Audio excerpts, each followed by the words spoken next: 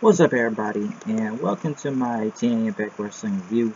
But before we get into any review, and it's been a lot of news out today, lots of news, one thing I really want to address, a really big thing I want to address is, I'm sure everybody kind of knows now, is the release of Austin Aries. Austin Aries is no longer with WWE, and they say they granted his release today. Now, to what I hear, according to what I got read off multiple websites, they said PW Torch, Austin Aries pretty much requested his release, and it was granted. They said he wasn't happy being pigeonholed as a cruiserweight and saw much more potential for himself outside of the role he was given on 205 Live. And some source backstage pretty much said that Aries had a bad attitude in WWE, and he might make the decision easier for WWE to pretty much let him go. And everything. That his release was granted Tuesday. They said it was an article right here. I think Wrestling Justin Barr added that they described Aries as his own worst enemy politically. Now, I am kind of surprised that Austin Aries was let go of WWE, but he kind of wanted to be gone after what I just read. And could you really blame the guy for leaving? Because let's be honest, Austin Aries never even needed to be in the cruiserweight division, if you ask me. Did he have great matches with Neville? Yes, he did. But then,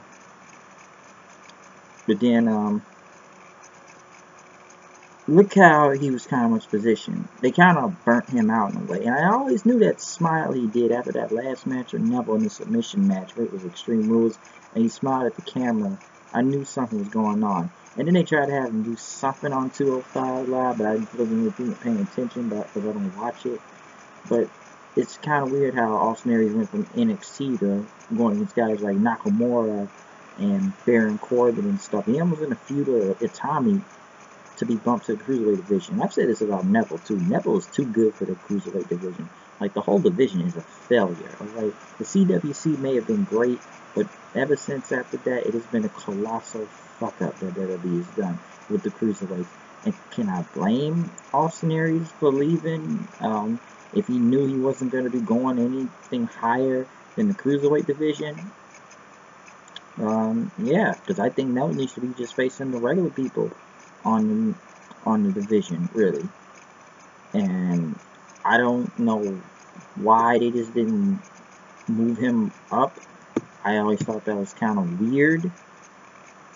So it was just really strange.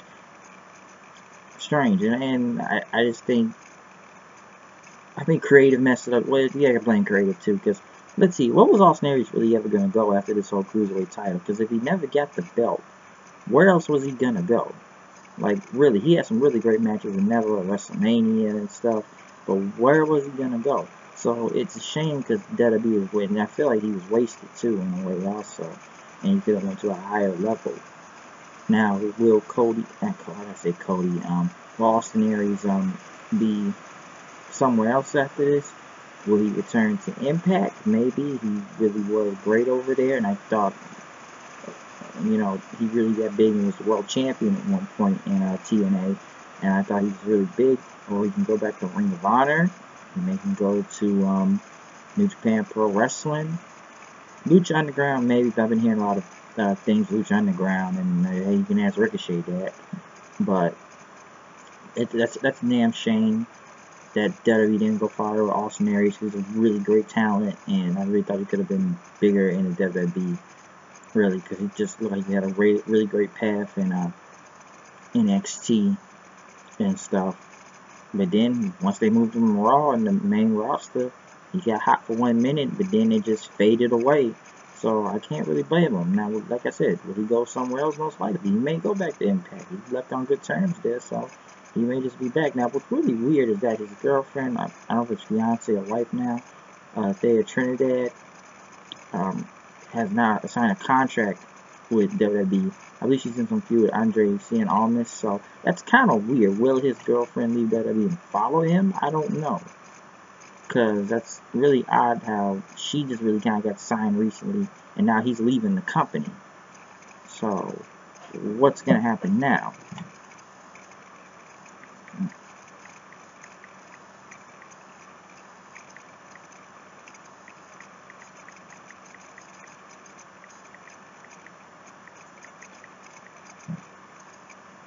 What's going to happen now to him, really? That's the thing. Where will he go? So I think it's a really sticky situation of how, his girlfriend's still in the company and he's left. But, this is why a lot of people have left WWE in a way, is creative, and they felt like they could have been positioned somewhere bigger. And it's been with a lot of people, alright? Like, come on, look at Cody Rhodes. We saw what's happened to him. And maybe Austin Aries felt he was just spinning his wheels at this point, and he was going nowhere. And maybe just, like I said, been frustrated with creative, and maybe if he had a bad attitude, maybe just been frustration, because I guess he just got tired of the bull crap.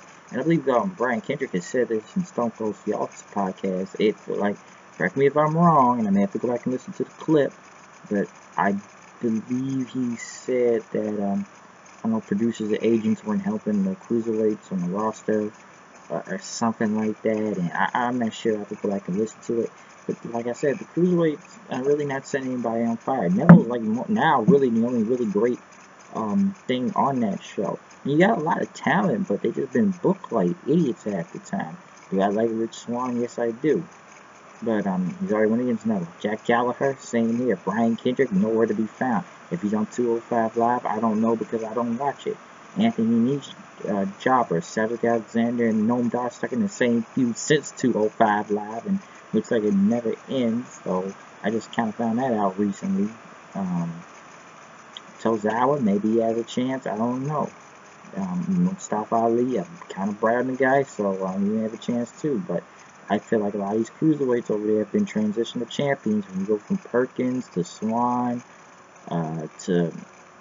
from Perkins to Kendrick to Swan, but at least they've kept it on Neville for a very long time now.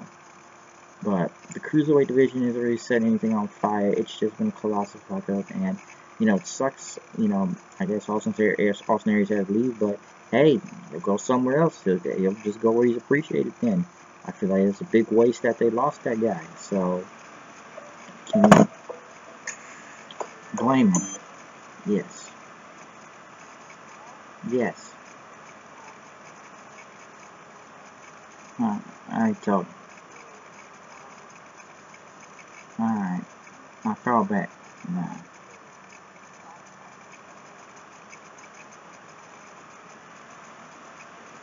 Yeah, like I said, we'll just have to see what happens and where he goes. That's really the thing you can actually say from this. So, I just kind of want to address my thoughts on this whole Austin Aries thing. I think it's messed up, but this is almost like one of those cases where creative dropped the ball once again with another top tier talent in a way. And I don't blame him. I think he could have had a lot of. I think she's trying to call you. I guess she's almost on her way back. Alright, nah.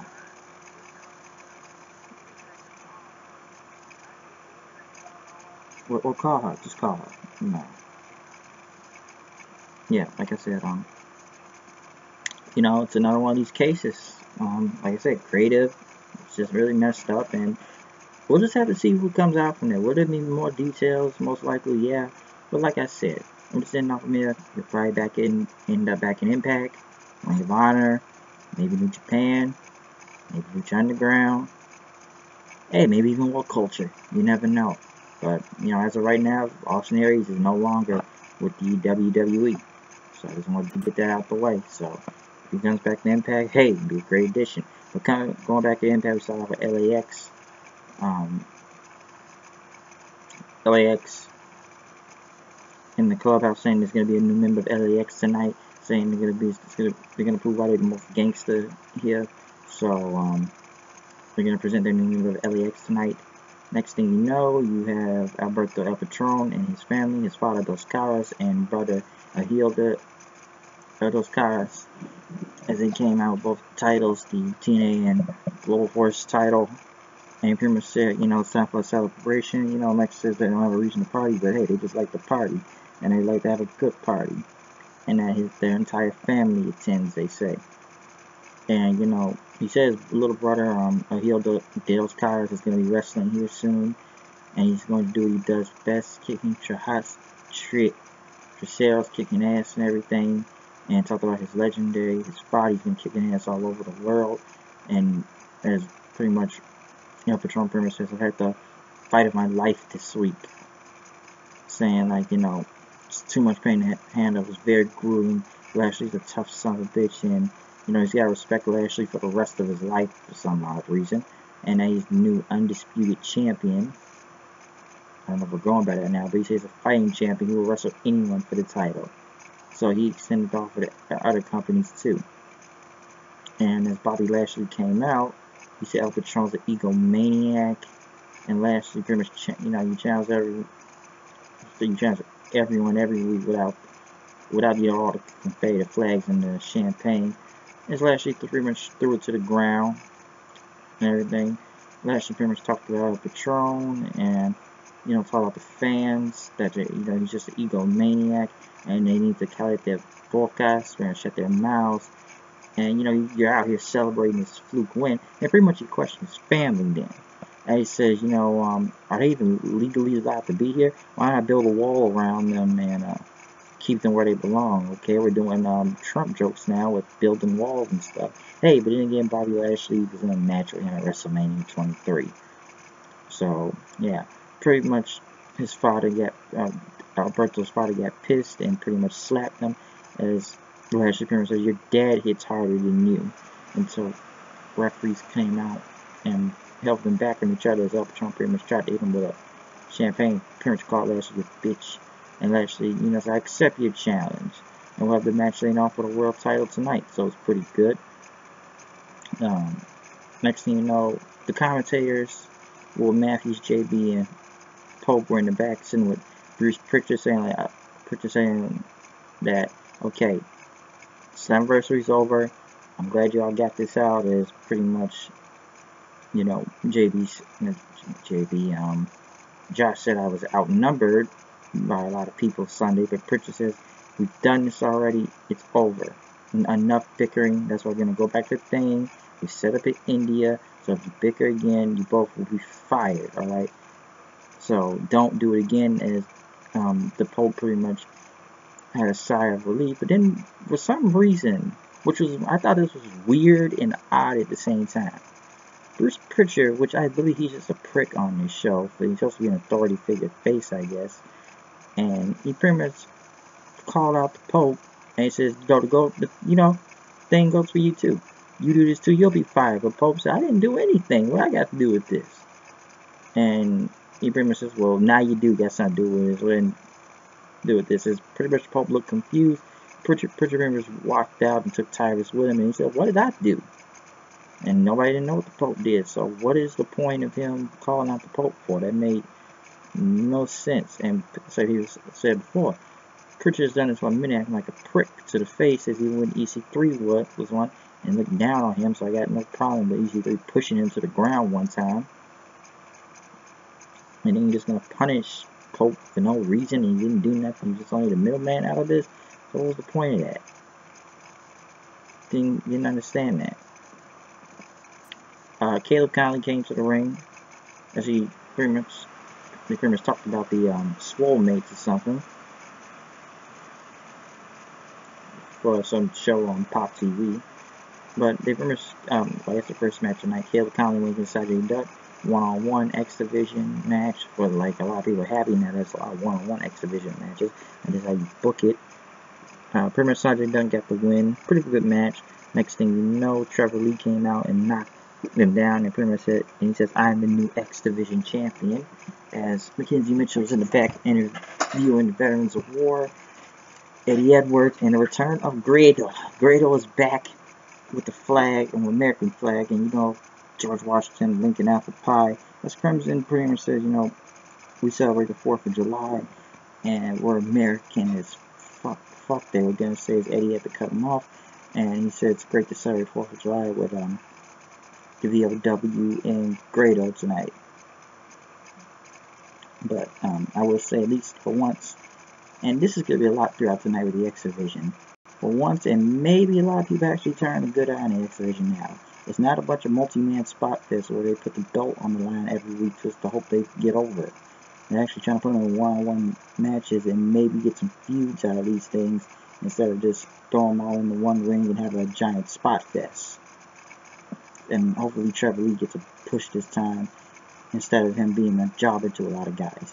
8-man tag, Eli Drake, Chris Adonis, Maya Baraka, and Falaba against the VOW, Grado, and Eddie Edwards, which was a pretty good 8-man tag, I'll say that. Eddie Edwards pretty much got the win on Bakar with the Boston New Party for victory as they celebrated. Joseph Park came to the ring with some type of legal papers for Grado, as Park had to serve these papers. Trout chanted no, and Grado looked distraught and he didn't know what to do. He went with Park to the back to see what was going on. Matthews thinks it's going to be deportation papers, but I don't know. And I will say about the VOW, we haven't seen those guys since they lost to LAX. And Mario Baraka and Falaba just been kind of jobbing everybody, so I hope they get a good legit team going with those guys soon, because they kind of just been jobbing for a second there. Matt Sydal went against Braxton Sutter. Another one-on-one X Division. Sydal got the win, pretty much hit the airborne for the win, and as he won the match, Ali pretty much looked at Braxton Sutter. Sutter looked pissed and pretty much wanted to step away from Ali as he just looked, aggressively walked away from him, pretty much told her to come on in. So yeah, that went on from there. LAX were pretty much back in the guess clubhouse or whatever hideout they had, and pretty much Homicide said who the new member was, and Conan said he's gonna make the announcement because these cracker little boys in Impact are tripping, and we're gonna be making some inquiry calls, alright? We're gonna raise the level of violence and sadism. They said, we like Viagra, we like the blue pill, we cold and deadly and ever, that's why we say so hard.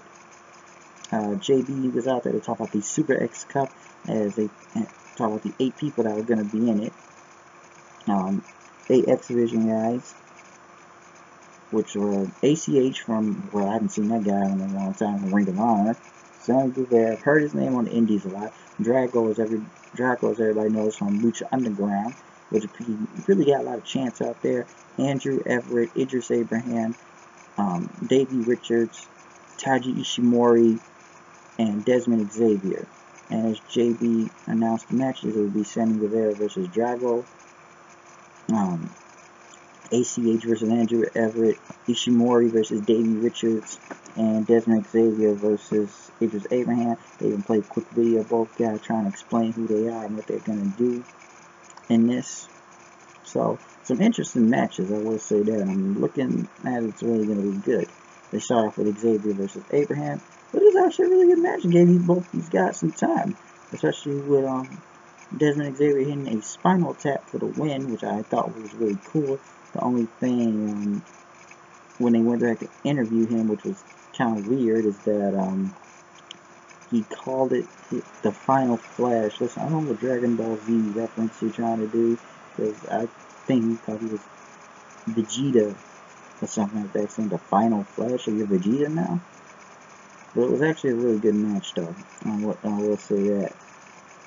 With Abraham and Xavier, and they gave both these guys some time, and maybe they are really trying to fix the X Division. Alright, 3 X Division matches in the night, singles matches. Maybe they are in the right direction. Maybe they are doing something. Maybe the new creative team actually wants to put the X Division somewhere, and like I said, not putting in multi-man spot fest.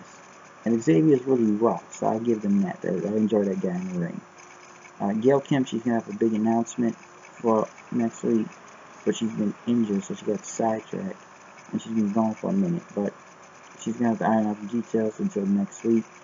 Now, Machi Fuji video, pretty much they had talking about his wins, winning the Junior Heavyweight Champion, New Japan, All Japan, Noah, because next week he will go against Moose for the Grand Championship. So we'll see. Go on from there. That's obscene when I will say that. As Mackenzie Mitchell interviewed Moose in the back then, EC3 cut him off and complained about outside getting a tire shot. Fuji, whatever his name is. EC3 says, I left James Storm unconscious and I should be getting a title shot. And, because my name is Carter and everything. Moose didn't care who he was. He get in the back and wait your turn and stuff. And EC3 going to say, his face was even that title that remember Moose is. So never getting a feud with them, which is actually really good with Moose and EC3. So we'll see how that goes. Rebel back again, which I guess they sent to Japan. So, I guess learn to get better. Maybe she has in the way to go against Sienna, which she did okay. I'll give it that. Sienna pretty much won it like a submission for her. We didn't see Rosemary tonight, but at least Rebel's getting better. Still green, but she's getting better. We didn't really see Rosemary kind of come back, to take care of Sienna. So we'll have to wait till we see what Rosemary does. Just have to wait on it. I guess I should also say I don't know what I do with doing squats and Yeti Edwards interview in the side. I don't know what he is, so we'll just have to find out. But the match with Sienna and Rebel is okay, but some say it's kind of weird when it comes to Maria and whatever. She's not a company anymore. It's funny that they try to continue the storyline, even though Maria isn't here, and Maria's doing the exact same thing she's doing right now in WWE. I thought it was kind of weird, so they think they need to move on with Sienna, at least have her do something else, and Laura Vanessa, and not do the whole Bride will ever get revenge on Allie anymore, and just move on from it, because Maria's not here, she's not coming back, so she's not here anymore. Alberto El Patron when he was Bobby Lashley for the, I guess both the titles, the undisputed title, I'm not really sure, which I almost thought, and it was kind of surprising that Josh Matthews mentioned Paige during this. I was like, okay, we're mentioning Paige now? I heard she was in a match last Sunday at the pay-per-view, but okay, I guess we're going to mention about her name now. Which, they had a really good match, I'll say that. Maybe better than the first one in a way. It was solid. So, they actually put on a really good match on there. I know some complaining that we're just getting the same match they just had on the pay-per-view literally a few days ago. So, why? And I kind of wanted Bobby Lashley to win this anyway. But suddenly, Santana from LAX tried to hit him a crossbody, but Lashley caught him. Then the rest of LAX got in the ring. Conan kicked them in the nuts. As they pretty much start jumping Bobby Lashley, Conan got in the mic and said, "Hasta de la muerte." 5150, those crack coming out to bury LAX, but we're going to sprout that venom. We're going to have the newest soldier, champion, Chingon, Prince of Badass. And there's Alberto El Patron, which Alberto looked like he was knocked out and stuff. And they pretty much carried him to the back now. So I don't even think Alberto even knows he's in LAX right now, since they carried him and they ended the show from there. But it was actually a really good show after the Fallout anniversary and stuff. We're reading the title match that we just saw, and that really, at least the X division is actually getting better. I'll say that. LAX, good on Alberto. We'll see how that goes, but I'm not really sure. So we'll just have to see how that goes. Hopefully Lashley gets the belt back soon anyways. That is stuff to add on. It's a really good show, even though I'm still not a fan of the whole GFW name. I don't know, GFW Impact, and not technically on the TNA anymore, but technically still is in a way. It's still Impact, you still hold the TNA belts. I didn't see any new belts and stuff. I don't know what's going to happen. I'm not down with the name for GFW, but it's going to make a lot of differences and change. This was actually a really good show tonight. Maybe, because it has made a lot of business relationships happen more, and at least a lot of good things, and they actually really did put on a good pay-per-view last Sunday, so I can't really complain about that. But we'll just have to see where that goes from there. But I am out of here. I'll see you guys later. Peace out.